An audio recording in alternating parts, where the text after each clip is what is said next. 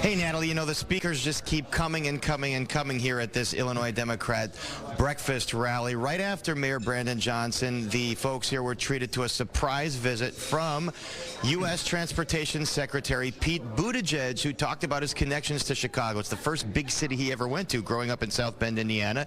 He met his husband, Chasten, here, who was a graduate student at DePaul. He proposed to Chasten at O'Hare, saying, don't ever let anyone tell you O'Hare is not romantic. Yeah. I don't know about that. I think there's a few more romantic spots in Chicago. But anyway, let's listen to a bit of what Secretary Buttigieg had to say. Would you rather be part of the politics of darkness and grievance and anger? That was getting old the first time. And as the great Chicagoan President Obama reminded us last night, the sequel is usually worse. I know it's Illinois, yeah, but you ought to give a round of applause to Georgia because we got a few things done in Georgia.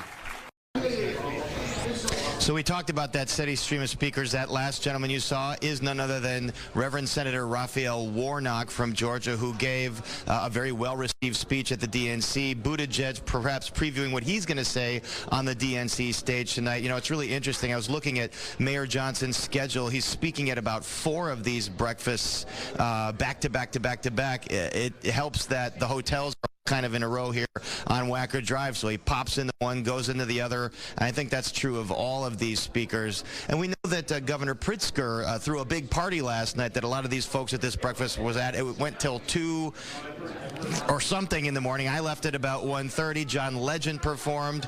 Pritzker, of course, had his big moment in the spotlight in primetime in his speech last night.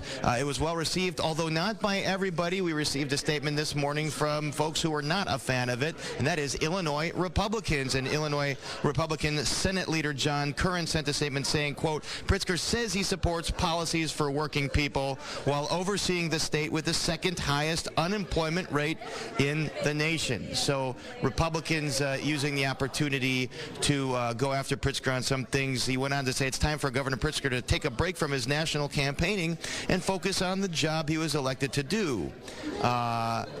Politics, as it were, and so we're going to have a lot more from the Illinois delegation. There's so much coming up today.